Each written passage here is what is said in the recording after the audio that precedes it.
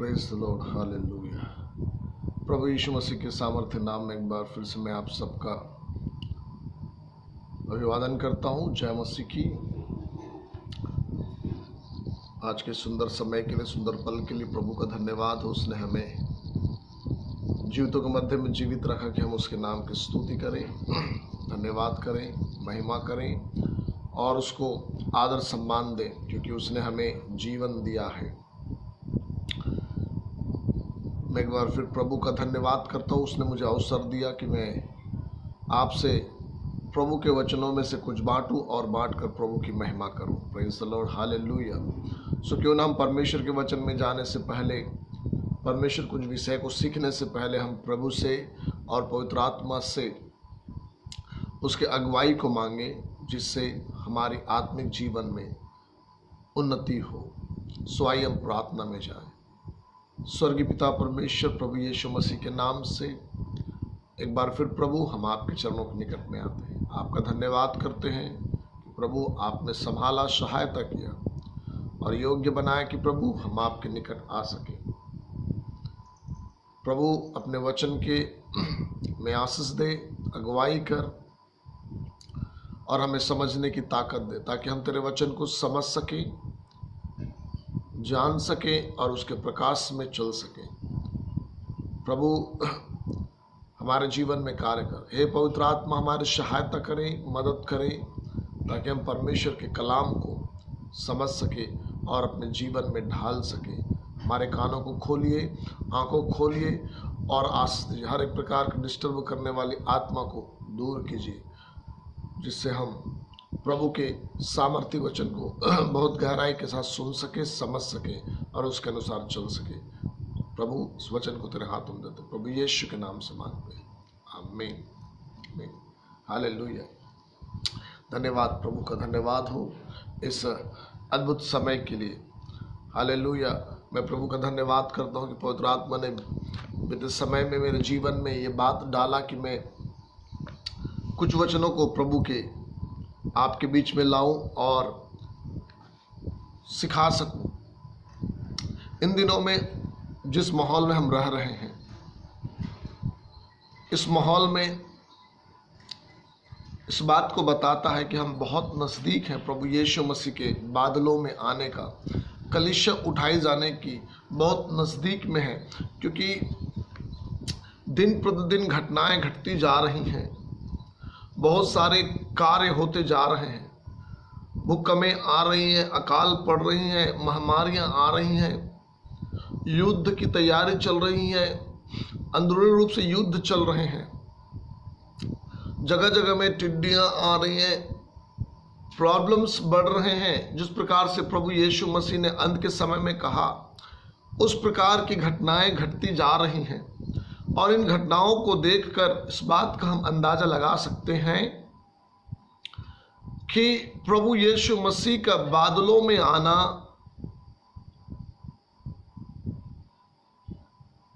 बहुत नजदीक आ चुका है। कलीसिया तैयार हो जाए प्रभु यीशु मसीह के पास जाने के लिए, क्योंकि यीशु मसीह बादलों में आएगा।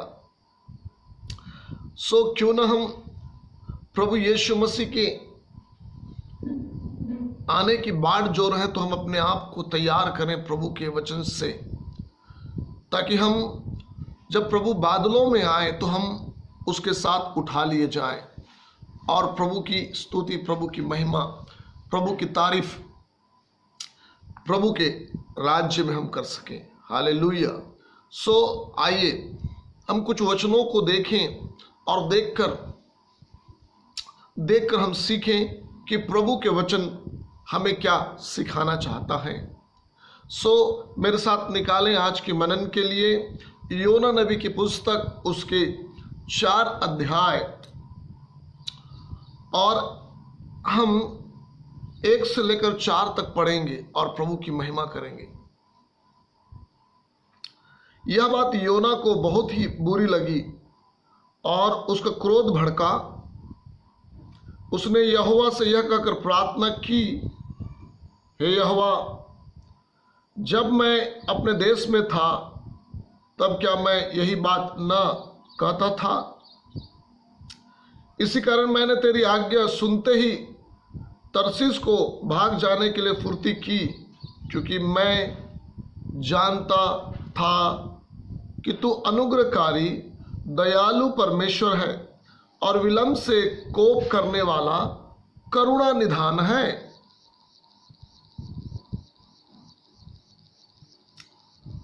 और दुख देने से प्रसन्न नहीं होता। इसलिए अब हे यहोवा मेरा प्राण ले ले, क्योंकि मेरे लिए जीवित रहने से मरना ही भला है। तब यहोवा परमेश्वर ने उत्तर दिया, यहोवा ने कहा, तेरा जो क्रोध भड़का है क्या वह उचित है? चौथा पद हमारा मेन विषय है और आज हम इसी विषय में फोकस करेंगे कि परमेश्वर ने योना को कहा, तेरा जो क्रोध भड़का है क्या वह उचित है? योना को प्रभु कहता है, तेरा जो क्रोध भड़का है क्या वह उचित है? अब बात यह आता है मेरे प्रियो, योना नबी परमेश्वर पर क्यों गुस्साया? यह परमेश्वर पर गुस्साने का कारण क्या है योना नबी का?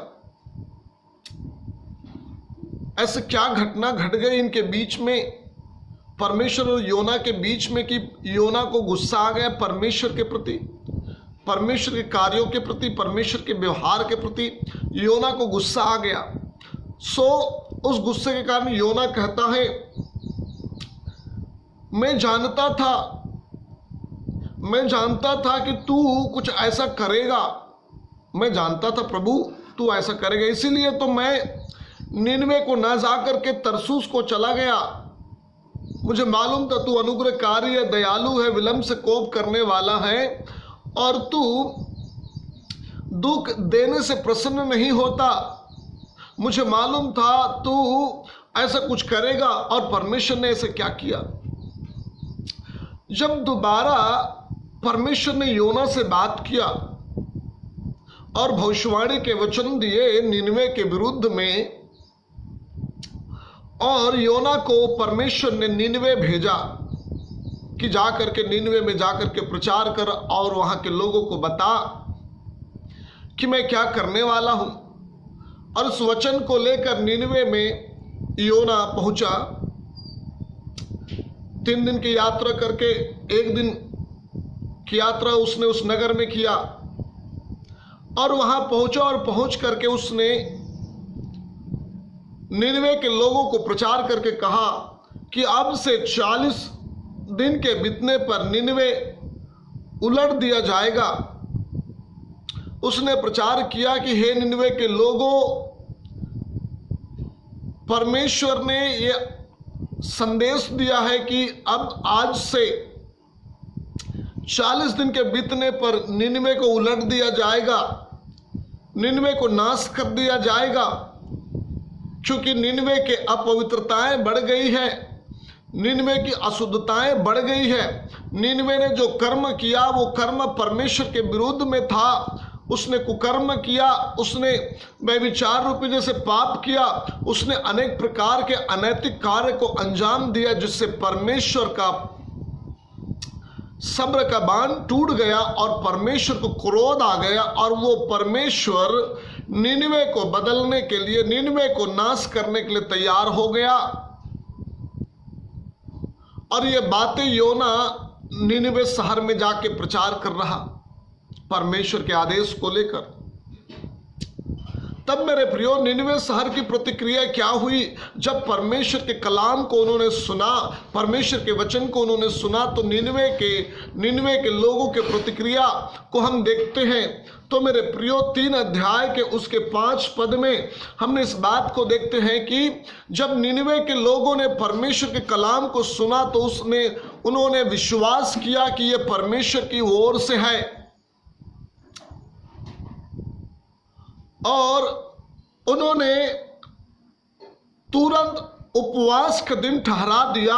और ठहराने के बाद उन्होंने अपने वस्त्र को बदल लिए, चाहे बड़े चाहे छोटे, सब अपने वस्त्र को बदल करके टाट पहन लिए और पहनकर परमेश्वर पहनकर परमेश्वर की उपस्थिति में जाने की तैयारी किए। यहां तक कि निनवे के जो राजा थे उन्होंने अपने मंत्रियों के बीच में सम्मति की और बैठक करके इस बात को प्रकट किया कि परमेश्वर का प्रकोप हमारे इस नगर पे आने वाला है।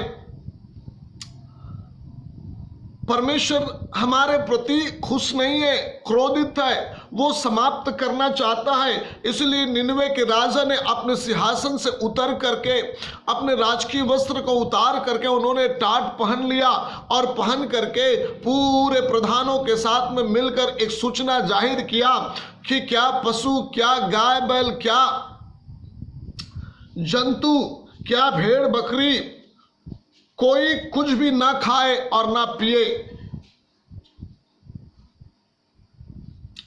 मनुष्य और पशु दोनों टाट ओढ़े और परमेश्वर की दुहाई करें, दुहाई करें।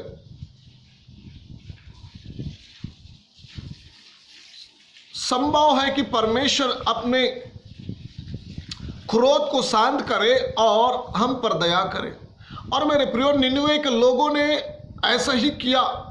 उन्होंने टाट पहन करके वस्त्र, वो पश्चाताप करने वाली वस्त्र को पहन करके, मन फिराने वाली वस्त्र को पहन करके परमेश्वर के सम्मुख में आ करके आंसू के साथ, पश्चाताप के साथ गिड़गिड़ाना चालू किया और परमेश्वर से प्रार्थना करना चालू किया उपवास के साथ,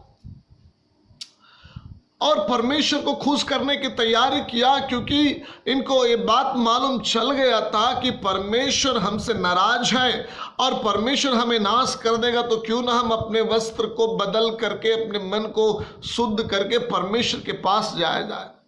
और इन्होंने यही रास्ता अपनाया और अपना करके परमेश्वर को प्रसन्न किया, परमेश्वर को खुश किया। इसने अपने कुकर्म को बदल दिया, इसने पश्चाताप करके अपने पापों से शुद्धता को प्राप्त की, मन फिरा करके प्रभु के सम्मुख में आकर के गिड़गिड़ाना चालू किया। वचन कहता है कि इन सारे कामों को देखकर, इन सारे व्यवहारों को देखकर परमेश्वर को प्रसन्नता हुई। परमेश्वर को अच्छा लगा कि निनवे के लोग मेरे वचन को सुन करके अपने पाप से मन फिराने के लिए और मेरे सम्मुख में आकर अंगीकार करने के लिए, पश्चाताप करने के लिए तैयार होकर उपवास के साथ मेरे नगर में, मेरे उपस्थिति में आए हैं। निनवे के कार्य, पश्चाताप करने वाले कार्य, कुकर्म से फिरने वाली कार्य, मन फिराने वाली कार्य परमेश्वर को बड़ा भा गया। और भाने के बाद मेरे प्रियो, उन परमेश्वर ने वो जो दंड देने वाला था, निनवे को समाप्त करने वाला था, उलट फेर करने वाला था, अब परमेश्वर वो दंड ना दे करके अब परमेश्वर उनकी हानि नहीं करना चाहता। उनको समाप्त करने के बदले परमेश्वर का मन बदल गया और वो अब वो नाश नहीं करना चाहता। देखिए, जब हम पाप करते हैं और हमारे पाप की घड़ा भर जाती है ना, तो परमेश्वर का क्रोध हमारे जीवन में उतर आता है और कहीं ना कहीं परमेश्वर हमको संदेश देता है कि हमें अपने पाप से मन फिराने के लिए तैयार होना चाहिए। जब हम परमेश्वर के वचन को समझ जाते हैं, परमेश्वर संदेश को समझ जाते हैं और समझ करके मन फिराते हैं, अपने कुकर्म से वापस लौट करके, अपने शुद्धता से वापस लौट करके प्रभु के चरणों में बैठ करके पश्चाताप करते हैं, मन फिराते हैं और गिड़गिड़ा करके प्रभु से प्रार्थना करते हैं ना, तो परमेश्वर की उपस्थिति हमारे जीवन में आती है और वो नाश करने वाली विचारधाराएं बदल करके जीवन देने वाला विचारधारा परमेश्वर का बन जाता है। इसलिए प्रिय भाई, प्रिय बहन, आज की सुबह में आपसे कहना चाहता हूं, आप वचन को सुन रहे हैं तो इस बात को याद रखिएगा, पाप इंसान को दंड की ओर लेके जाता है, परंतु अगर पाप के बीच में पश्चाताप आ गया ना, तो वो आशीष बन करके जीवन में कार्य करता है। और ये निनवे और परमेश्वर के बीच में पाप था और पाप के कारण निनवे के लोग नाश होने वाले थे परमेश्वर के द्वारा, परंतु निनवे ने समझदारी की पश्चाताप करके, निनवे ने अच्छा काम किया मन फिरा करके, निनवे ने अच्छा काम किया कुकर्म को बदल करके, परमेश्वर के सम्मुख में आकर के। निनवे ने अच्छा काम किया उपवास करके, परमेश्वर के चरणों में बैठ करके, गिड़गिड़ा के प्रार्थना करके, बहुत अच्छा काम किया, क्योंकि इससे परमेश्वर को प्रसन्नता हुई, इससे परमेश्वर को आनंद मिला, इससे परमेश्वर को खुशी मिला और परमेश्वर का विचार निर्णय बदल गया। निनवे को समाप्त करने के बजाय निनवे को आशीष देने की बातें आ गई। सो आप सोच लीजिए, जब आपके जीवन में कोई पाप हो जाता है और उसका पश्चाताप नहीं होता तो वो दंड के रूप में जीवन में आता है। अगर आप उस पाप से पश्चाताप कर ले और प्रभु के पास में आकर के बैठ के दुआ करें और प्रभु से कहें कि प्रभु मेरे पाप को क्षमा कर, मैं अब ऐसा नहीं करूंगा, तो परमेश्वर क्रोध करने के बजाय वो आपको क्षमा करना पसंद करता है। मेरे प्रियो, ये घटनाएं जब घटी तो योना को समझ में आया कि परमेश्वर निनवे को नाश करने के बजाय, हानि करने के बजाय अब उनको आशीष देने वाला है। तब ये बात योना को बहुत खराब लगा, बहुत गुस्सा लगा और परमेश्वर के पास में आकर के उसने फिर से प्रार्थना की और कहा, प्रभु मैंने क्या तुझे नहीं बोला था? प्रभु मैंने क्या तुझे नहीं बताया था? मैं जब अपने नगर में था कि मैं वहां नहीं जाऊंगा, क्योंकि मुझे मालूम है तू दया कर देगा, कृपा कर देगा, मेरा मेहनत का क्या मतलब, मैं नहीं जाऊंगा। फिर भी तूने मुझे भेजा और मैं गया और जाकर के मैंने उनको संदेश सुनाया और तूने क्या कर दिया? तूने वहां के लोगों को बचाया। मैं जानता था तू अनुग्रहकारी है। सो मेरे प्रियो, योना को बहुत गुस्सा आया परमेश्वर के प्रति। उसके गुस्सा का कारण यही था कि उसने जो प्रचार किया था कि परमेश्वर नाश करने वाला है, तो वो चाहता था कि परमेश्वर क्या करे? नाश करे, नाश करे। जब उसके फेवर में नहीं हुआ तो उसको गुस्सा आया, जब उसके अनुसार नहीं हुआ तो योना को गुस्सा आया और गुस्सा आने के बाद वो गुस्सा किसी और पर नहीं, परमेश्वर पर आया और उसने परमेश्वर को कहना चालू कर दिया,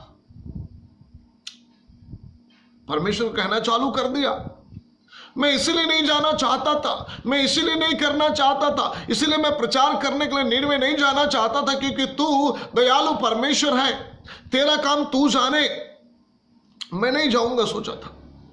फिर भी तूने मुझे जीद करके भेजा और मैं चला गया।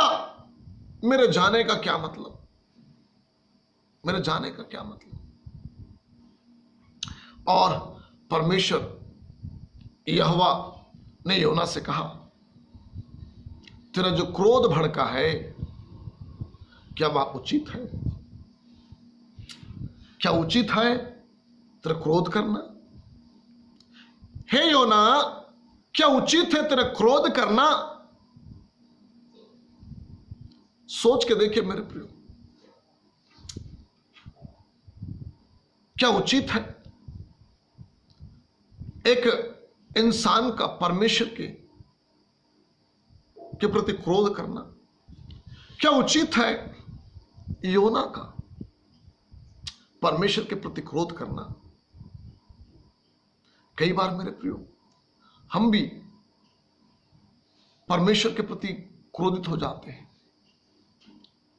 इसलिए क्रोधित हो जाते हैं, परमेश्वर ने हमारे अनुसार नहीं किया, परमेश्वर ने हमारे विचार के अनुसार कार्य नहीं किया, परमेश्वर ने हमारी इच्छा के अनुसार कार्य नहीं किया, परमेश्वर ने हमारे मन के अनुसार कार्य नहीं किया और हम इसी के कारण बहुत गुस्सा हो जाते हैं और कई बार परमेश्वर को चिल्लाना चालू कर देते हैं, कई बार परमेश्वर शिकायत करना चालू कर देते हैं, कई बार परमेश्वर कहना चालू कर, मुझे मालूम था तू नहीं करेगा, फिर भी हम कराने की कोशिश करते हैं। क्या उचित है क्रोध करना इंसान का?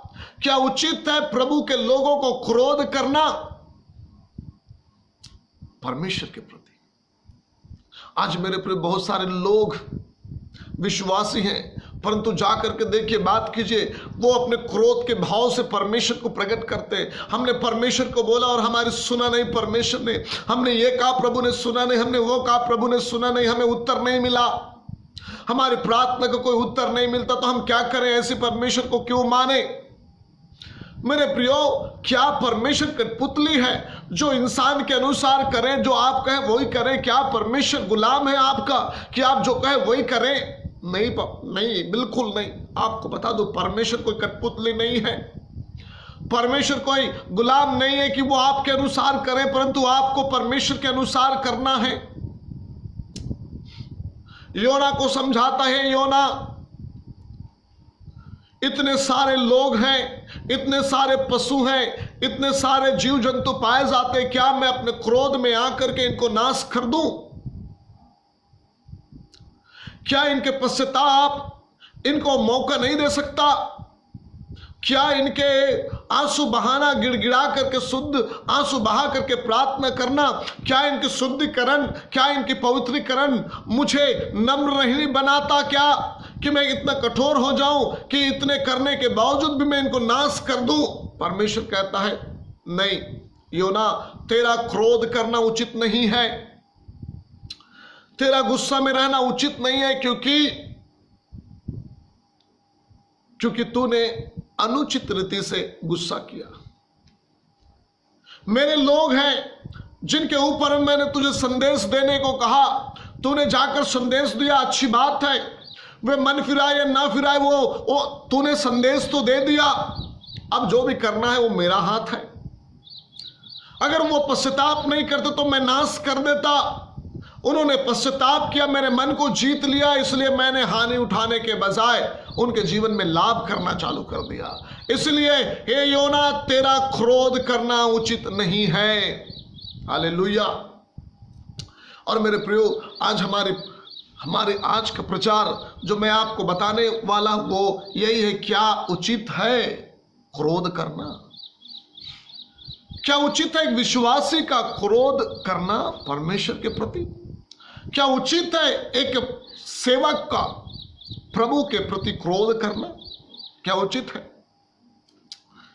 आप भी कह सकते हैं योना के समान, लेकिन परमेश्वर कहता है, हे विश्वासी, हे प्रभु के भक्तों, क्रोध करना उचित नहीं है। योजना मेरी है, संदेश मैंने तुम्हें दिया है, जाके सुनाना है, फैसला नहीं दिया। योजना मेरी है, संदेश मैंने तुम्हें दिया, तुम्हें जाकर के संदेश सुनाना है, फैसला नहीं। परमेश्वर कहता है, मैंने तुझे संदेश सुनाने के लिए कहा, फैसला सुनाने के लिए नहीं। और कई बार मेरे प्रियो, हमारे जीवन में ऐसा होता है, हम फैसला सुना देते, संदेश सुनाने के बजाय फैसला सुना देते, और ये अनुचित हो जाता है। और योना भी यही सोच रहा था, परमेश्वर ने कहा मतलब संदेश नहीं दिया, फैसला दिया कि वो ऐसा करेगा। नहीं रे बाबा, आपको बता दूं मैं, परमेश्वर संदेश भेजता है, संदेश भेजता है, और उस संदेश का मतलब होता है कि आप सावधान हो जाए, परिवर्तन के शैली में आ जाए, पर पश्चाताप के शैली में आ जाए, ताकि आपका जीवन बच जाए। अगर आप पश्चाताप न करें तो आप उसका दंड प्राप्त करने वाले हैं। सो मेरे प्रियो, आइए हम देखते हैं कि क्या उचित है क्रोध करना। तो हमने सुना नहीं, उचित नहीं है। क्यों नहीं है? क्यों नहीं है उचित? हम कुछ कारणों को देखते हैं। क्रोध का मतलब क्या होता है? आप और मैं जानते, क्रोध शब्द से आप नॉर्मली समझ सकते हैं कोई अनुचित या प्रतिकूल कार्य होने पर मन में उत्पन्न होने वाले उग्र या मनोविकार को हम क्रोध कहते हैं। कोई अनुचित या प्रतिकूल कार्य होने पर मन में उत्पन्न होने वाले मनोविकार या उग्र को हम क्रोध कहते हैं। सिंपल सी भाषा में मैं आपका दूं, कोई भी कार्य जो हमारे अंदर से निकला हो, हमारे अनुसार नहीं होता है, तो जो विचार हमारे अंदर में उत्पन्न होता है वो मनोविकार या क्रोध कहते हैं। हमारे इच्छा के अनुसार नहीं हो, हमारे विचारों के अनुसार नहीं हो, हमारे फेवर के अनुसार नहीं हो। देखना, आप देखे होंगे कोई कुछ कहता है और आप नहीं किया तो गुस्सा आ जाता है, मैं इसलिए गुस्सा आता हूं बोलता है। आपको गुस्सा आता है जब आपके इच्छा के अनुसार कार्य नहीं होता, आपके इच्छा के अनुसार आपके बच्चे नहीं चलते तो आपको गुस्सा आता, आपकी इच्छा के अनुसार आपकी बेटी नहीं चलता तो आपको गुस्सा आता, आपकी इच्छा अनुसार आपके विश्वासी नहीं चलता तो आपको गुस्सा आता, आपकी इच्छा अनुसार आपके पति या पत्नी नहीं चलता तो आपको गुस्सा आता है। सो मेरे प्रियो, ये जो विचार उत्पन्न होता है ये मनोविकार को ही क्रोध कहते हैं, जो हमारे अनुसार ना हो। सो मेरे प्रियो, गुस्सा क्या है, क्रोध क्या है, ये गुस्सा या क्रोध क्या है? तो नीति वचन में इस बात को कहा गया है, नीति वचन उसके 27 अध्याय और उसके 4 पद में इस प्रकार से लिखा है, क्रोध तो क्रूर है, क्रोध तो क्रूर और प्रकोप धारा के समान होता है। क्रोध तो क्रूर है, क्रूर का मतलब निर्दयी है। क्रूर का जो उसका मतलब है निर्दयी। शाब्दिक अर्थ में मैं कहूं तो एक ऐसा व्यक्ति जो दूसरे को दुख देकर, तकलीफ देकर, कष्ट देकर खुशी होने वाली भाव या खुशी से जीने वाली जीवन शैली। एक व्यक्ति दूसरे को दुख दे करके, तकलीफ दे करके अपने आप को खुश रखता है, अपने आप को आनंदमय जीवन व्यतीत करता है, ये निर्दयी है। या इसी को क्रूर कहते हैं, जिस पे कोई दया नहीं, कोई प्रेम नहीं, इसी को क्रूर कहते हैं। बहुत सारे ऐसे लोग होते हैं जो जीवन को व्यतीत करते हैं परंतु उनके अंदर में कोई नम्रता, कोई दीनता, कोई दया नहीं पाया जाता। वो बहुत क्रूर टाइप में होते हैं। वो किसी को भी मारते हैं तो इतना मारते हैं कि उनके अंदर में दया नहीं आता। किसी को दुख देता है तो उनके ऊपर में दया नहीं आता कि ये भी तो इंसान है, नहीं आता दया। निर्दयी जिसको बोला जाता है। और क्रोध के विषय में यही कहता है प्रभु के वचन में, नीति वचन का लिखने वाला, कि क्रोध तो निर्दयी है, ये किसी पर दया नहीं करता, ये किसी पर कृपा नहीं करता, ये किसी पर, मेरे प्रियो, ये किसी पर उचित कार्य नहीं करता। इसलिए वचन कहता है, प्रभु कहता है, हे योना, तुझे क्रोध करना उचित नहीं है, तेरा क्रोधी होना उचित नहीं है, क्योंकि ये क्रोध तुझे निर्दयी बना देगा, ये क्रोध तुझे कठोर बना देगा, ये क्रोध तुझे अपने सुख में जीने वाला बना देगा, दूसरे का ध्यान नहीं रखेगा। इसलिए क्रोध मत कर, क्योंकि क्रोध करना अच्छी बात नहीं है। और मेरे प्रियो, क्रोध से क्या हो सकता है? जब एक व्यक्ति क्रोध करता है तो उसके परिणाम क्या होते हैं? जैसे वचन कहता है ना, पाप की मजदूरी मृत्यु है, उसी प्रकार से क्रोध करने का प्रतिफल क्या होता है, या क्रोध करने से हमें क्या मिलेगा? आइए हम देखते हैं प्रभु के वचन में। भजन संहिता उसके 37 अध्याय में मेरे प्रियो भजनकार लिखता है इस प्रकार से, 37 के 8 पद में इस प्रकार से लिखा है। भजनकार लिखता है, ये भजन दाऊद का है और दाऊद राजा लिखता है इस प्रकार से, क्रोध से परे रह और जलजलाहट को छोड़ दे, मत कूड़, उससे बुराई ही निकलेगी। कहता है क्रोध से परे रह और जलजलाहट को छोड़ दे, मत कूड़, उससे बुराई ही निकलेगी। अर्थात क्रोध करने से भाग, दूर रह। इससे जो निकलने वाली प्रतिक्रिया है ना, इससे जो निकलने वाले भाव है ना, इससे जो निकलने वाले प्रतिफल है ना, वो अच्छे नहीं है, वो बुरा ही है। जब तू क्रोध करेगा तो तेरे मन में अच्छी बात नहीं निकलेगी, अच्छी विचार नहीं निकलेगी दूसरे के प्रति, परंतु ये विचार वो निकलेगा, वो गंदा निकलेगा, अशुद्ध निकलेगा, वो बुरा निकलेगा। इसलिए तू क्रोध मत कर, या क्रोध की मदिरा को अपने जीवन में मत ले, इससे तुझे लाभ नहीं होगा, तुझे बुराई मिलेगी। हालेलुया। परमेश्वर कहता है इससे बुराई निकलेगी, क्रोध से बुराई निकलेगी। दूसरा, नीति वचन 30 का, मेरे प्रियो, नीति वचन 30 का उसके 33 अध्याय में इस प्रकार से लिखा है, जैसे दूध के मतने से मक्खन और नाक के मरोड़ने से लहू निकलता है, वैसे ही क्रोध के भड़कने से झगड़ा उत्पन्न होता है।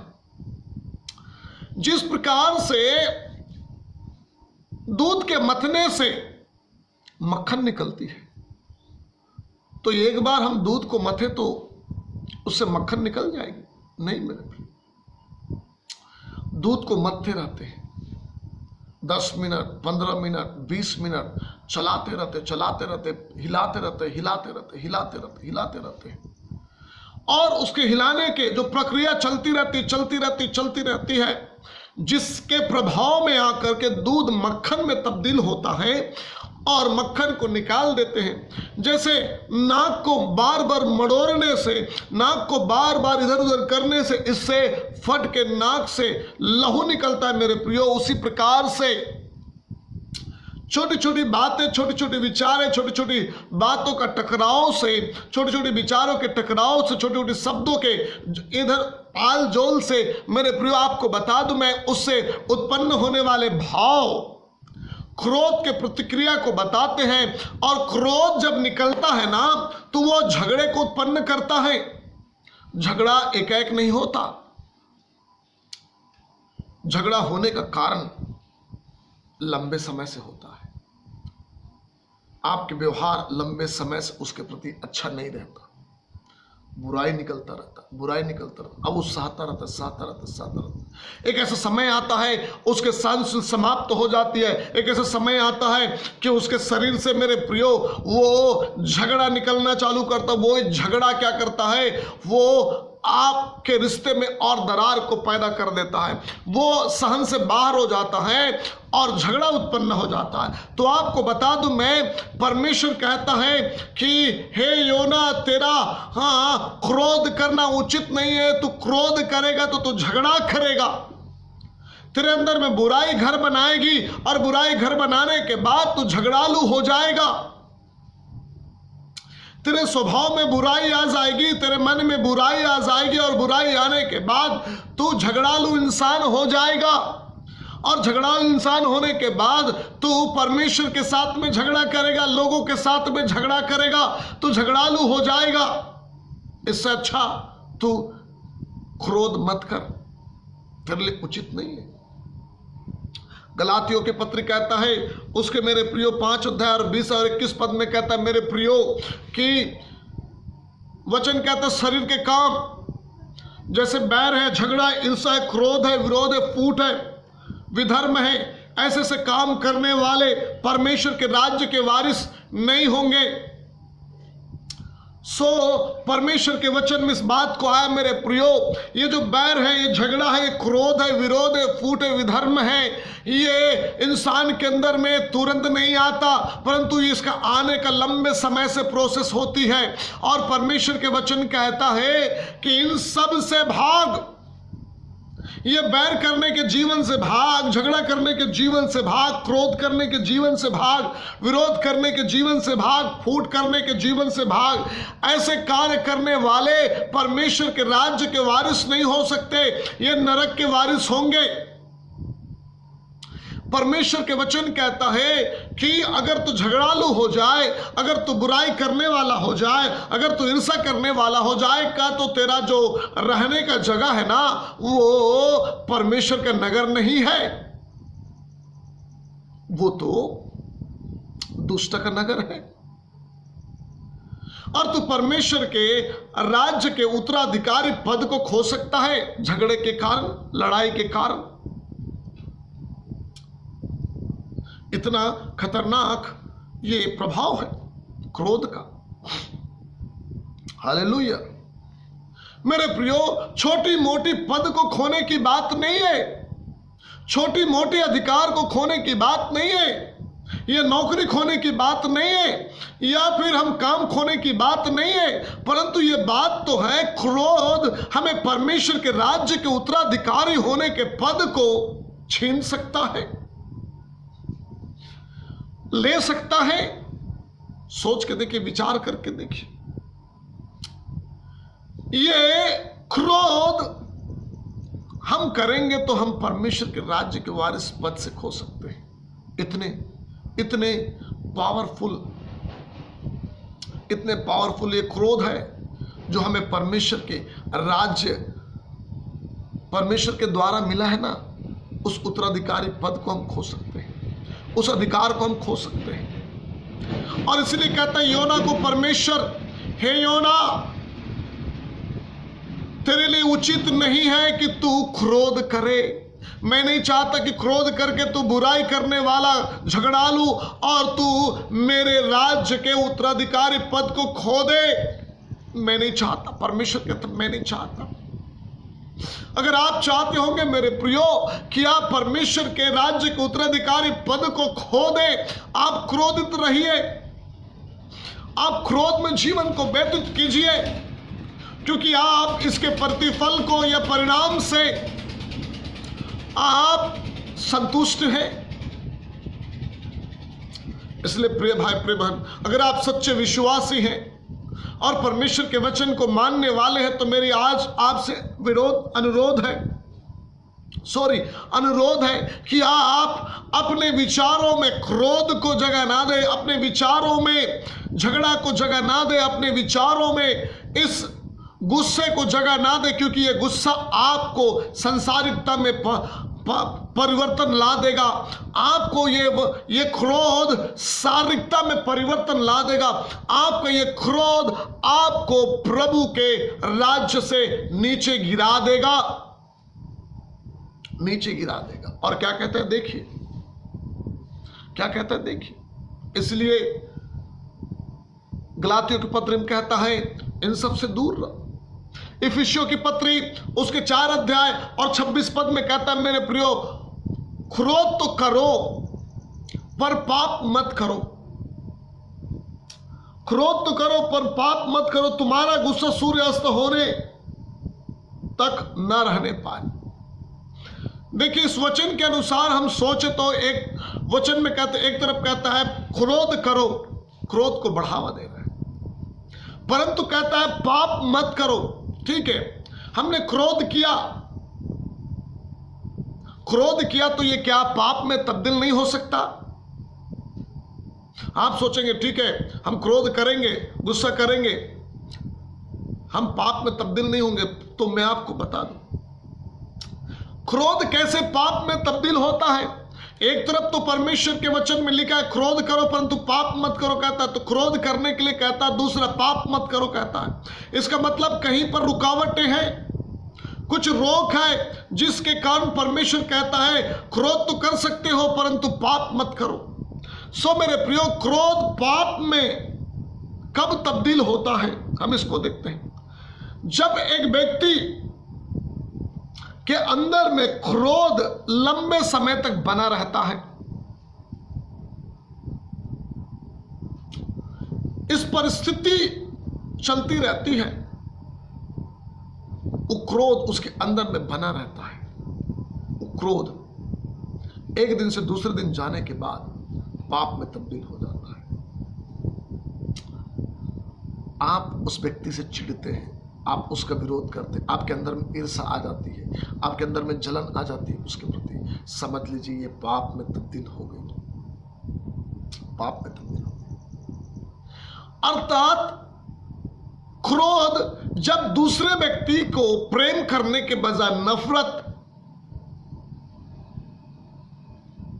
कराता है, ये क्रोध जब दूसरे व्यक्ति के प्रति जलन कराता है, ये क्रोध दूसरे के प्रति आपके भाव में, विचारों में परिवर्तन ले आता है, समझ लीजिए क्रोध पाप में तब्दील हो गई। क्योंकि आपके व्यवहार बदल गए, आपके चाल बदल गए, आपके विचार बदल गए, मतलब ये पाप में परिवर्तित हो गया। अब वचन का कहने का मतलब ये है कि आप सुबह क्रोध करें और वो क्रोध सूर्य अस्त होने से पहले समाप्त हो जाना चाहिए। जिसके प्रति आपने क्रोध किया उसको सूर्य अस्त होने से पहले आप उसके साथ में मेल कर लेते हैं, प्रेम करते हैं, आपके अंदर में उसके प्रति कोई विचार भाव उत्पन्न नहीं होता गलत, समझो आपने पाप को रोक दिया। अगर ऐसा नहीं होता, आपने झगड़ा किया और झगड़ा करने के बाद वो 1 दिन 2 दिन 3 दिन 4 दिन 5 दिन हो गया और आप उसको देख नहीं पा रहे, आप उसको देख करके आपके अंदर ईर्ष्या जलन विरोध फूट हो रहा है, तो आप समझ लीजिए ये आपको पाप की ओर लेके चला गया। और पाप की मजदूरी तो मृत्यु है। तो ये वचन कहता है क्रोध तो करो परंतु पाप मत करो। आपके विचार पाप में आ गए, इसका मतलब आपको मृत्यु की, दंड की प्रतिफल मिलेगा। ये आपको पाप की ओर ले जा सकता है, पाप की ओर ले जा सकता है और पाप मृत्यु की ओर ले जा सकता है। इसलिए मैं आपसे कहना चाहता हूं क्रोध मत करो, क्रोध मत करो। इसलिए वचन कहता है कि हे योना तेरे लिए क्रोध करना उचित नहीं है। अगर तू क्रोध करे तो पाप में चला जाएगा, तू क्रोध करे तो पापी स्वभाव में चला जाएगा, तू क्रोध करे तो बुराई में चला जाएगा, तू क्रोध करे तो झगड़ालू बन जाएगा, तू क्रोध करे तो शारीरिक हो जाएगा। और एक और पद कहता है याकूब की 1 अध्याय उसके 19 और 20 पद में कहता है, चलिए मैं आपके बीच में पढ़ देता हूं। बहुत पावरफुल वचन है, बहुत प्यारा वचन है। लिखा है क्योंकि मनुष्य का क्रोध परमेश्वर के धर्म का निर्वाह नहीं कर सकता। मनुष्य का क्रोध, अगर मनुष्य क्रोध करे तो परमेश्वर को आदर नहीं दे सकता, परमेश्वर के राज्य का सम्मान नहीं कर सकता, परमेश्वर की योजना का सम्मान नहीं कर सकता, परमेश्वर के राज्य को और आगे बढ़ा नहीं सकता। मनुष्य का क्रोध परमेश्वर के राज्य को और आगे नहीं बढ़ा सकता। अगर एक इंसान क्रोधी हो जाता है, एक नबी क्रोधी हो जाता, तो वो परमेश्वर के कार्य को आगे नहीं बढ़ा सकता, परमेश्वर की योजना को आगे नहीं बढ़ा सकता, परमेश्वर की योजना में खड़ा नहीं हो सकता। इसकी जीते जागते उदाहरण हम देख सकते हैं मूसा के जीवन में। जब मूसा ने क्रोध किया, परमेश्वर के कहे के अनुसार नहीं किया, तो परमेश्वर ने उसको जो पर्वत के में चढ़ा कर कहा देख कनान देख ले, क्योंकि तू उधर नहीं जाने वाला तेरे पाप के कारण। मेरे प्रियो, मैं आपको बता दूं क्रोध बहुत कुछ हमारे जीवन से ले सकता है। यह हमें बुराई करने वाला, यह हमें झगड़ालू करने वाला, यह हमें परमेश्वर के राज्य से वंचित करने वाला, यह हमें पाप की ओर लेके जाने वाला, यह हमें परमेश्वर के राज्य से को बढ़ाने के लिए रोकने वाला। और ये आपको बता दूं मत्ती उसके 5 के 22 पद में कहता है कि यदि कोई अपने भाई पर क्रोध करता है, यदि कोई अपने भाई पर क्रोध करता है तो वो उसको कचहरी में दंड के योग्य ठहराया जाएगा। अगर आप अपने भाई पर क्रोध करते हैं किसी भी कारण से, मैं मानता हूं कि आपकी क्रोध सही है मेरे अनुसार, लेकिन बाइबल का वचन कहता है आप क्रोध करते हैं, आप कचहरी में या परमेश्वर के न्याय में आप दंड के भागीदारी होंगे। क्या आप दंड लेना चाहते हैं?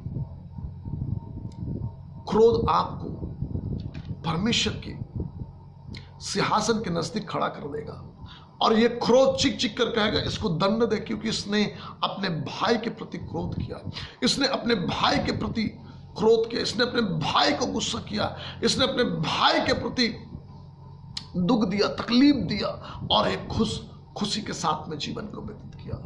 इसने अपने भाई के प्रति तरस नहीं खाया, इसने अपने भाई के प्रति दया नहीं किया, परंतु इसने अपने भाई को दुख दिया, तकलीफ दिया, मुसीबत दिया, परंतु इसने अपने भाई पर दया नहीं किया और कहेगा इसको दंड दिया जाए और परमेश्वर का दंड आपके ऊपर में आएगा। सो क्या आप चाहते हैं कि प्रभु आपको दंड दे? प्रभु आपको दंड दे। इसलिए मेरे प्रियो, प्रभु के वचन कहता है कि हे योना, तेरे लिए उचित नहीं कि तू क्या करे, क्रोध करे। और मैं आज आपसे कहता हूं प्रिय भाई प्रिय बहन, परमेश्वर के वचन को लेकर के, हे विश्वासी भाई बहन, प्रभु के सेवक संत लोग, मैं आपसे कहना चाहता हूं आपका क्रोध करना उचित नहीं है या आपके क्रोध का जीवन जीना उचित नहीं है। अगर आप किसी भाई से, किसी बहन से, किसी से आपका क्रोध है, आपके अंदर में जलन पाया जाता है या आपके अंदर में क्रोध पाया जाता है, गुस्सा पाया जाता है, तो आज आप छोड़ दीजिए। नहीं तो ये गुस्सा आपको बुराई की ओर लेके जाएगा, नहीं तो ये गुस्सा आपको झगड़े की ओर लेके जाएगा, नहीं तो ये गुस्सा आपको परमेश्वर के राज्य से वंचित कर देगा, ये गुस्सा आपको पापमय बना देगा, ये गुस्सा आपको परमेश्वर के योजना को आगे ले जाने से रोक देगा, ये गुस्सा आपको परमेश्वर के सम्मुख में खड़ा करेगा ताकि परमेश्वर आपको दंड दे। मैं आपसे अनुरोध करता हूं, मैं आपसे विनती करता हूं, अपने आप को बदल ले, अपने विचारों को बदल ले मेरे प्रियो। अगर आज मैं आपसे कहूं, क्या कोई ऐसे बच्चे हैं, क्या कोई ऐसे परमेश्वर के संत हैं जिन्होंने अभी तक गुस्सा नहीं किया या उसके अंदर में कोई ऐसा गुस्सा नहीं पाया जाता, तो शायद मैं गलत होऊंगा। कोई ऐसा विश्वासी है जो कहे मेरे अंदर में गुस्सा नहीं है किसी के प्रति? कोई ऐसा प्रभु के दास कहेगा कि मेरे अंदर में वो मेरे विश्वासियों के प्रति में गुस्सा नहीं है या फलाने के प्रति गुस्सा नहीं है? मैं आपको कहना चाहता हूं मेरे प्रियो, इस अंत के समय में कहीं ऐसा ना हो कि हमें एक छोटा सा ये गुस्सा हमारे जीवन को परमेश्वर के उस राज्य में जाने से वंचित कर दे। सावधान हो जाएं। इसलिए भजन संहिता उसके 37 अध्याय और 8 पद कहता है, क्रोध से परे रहो, क्रोध से परे रहो। हे प्रिय भाई प्रिय बहन, मैं आपसे कहता हूं, हो सकता है आप कहते हो कि मेरे पास एलिया का आत्मा है, आपके पास एलिया का आत्मा है, आप क्रोधित है, तो मैं आपसे कहना चाहता हूं यीशु मसीह नया नियम में कहता है मेरे पास में परमेश्वर का प्रेमी आत्मा है। एलिया का क्रोध की आत्मा नए नियम में, आपको बता दूं, आपको वहां तक ले जा सकता है, परमेश्वर के राज्य की उपस्थिति में दंड के लिए खड़ा कर सकता है। परंतु परमेश्वर नए नियम में कहता है अपने शत्रु से प्रेम कर, अपने सताने वालों के लिए प्रार्थना कर कहता है। इसलिए प्रिय भाई प्रिय बहन, आपको बता दूं मैं, आप पुराने नियम के अनुसार अवश्य वचन को सुने, परंतु नए नियम के अनुसार जीवन को व्यतीत करें। कहीं ऐसा ना हो पुराने नियम में परमेश्वर क्रोधित था लेकिन नए नियम में परमेश्वर प्रेमी है। हम पुराने नियम को लेकर जी नहीं सकते, नए नियम के लोग हैं। इसलिए नए नियम में कहता है कोई अपने भाई पर क्रोध करे वो कचहरी में दंड के योग्य हो। कहता तो क्या आप परमेश्वर के नगर में, क्या आप परमेश्वर के सम्मुख में दंड पाना चाहते हैं अपने भाई से क्रोध करके? इसलिए प्रिय भाई प्रिय बहन, आइए परिवर्तन लाएं, आइए मन फिराएं। इस अंत के समय में, अगर मैं कहूं इस अंत के समय में प्रभु यीशु मसीह बादलों में आने वाला है, वो बहुत जल्दी आएगा। वचन कहता है जो आने वाला है वो आएगा।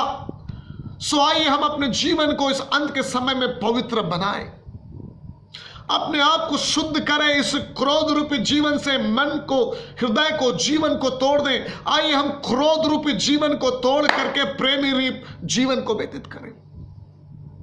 एक विश्वासी का, एक प्रभु के दास का उचित नहीं है क्रोध करना या क्रोधी बन के जीवन को व्यतीत करना।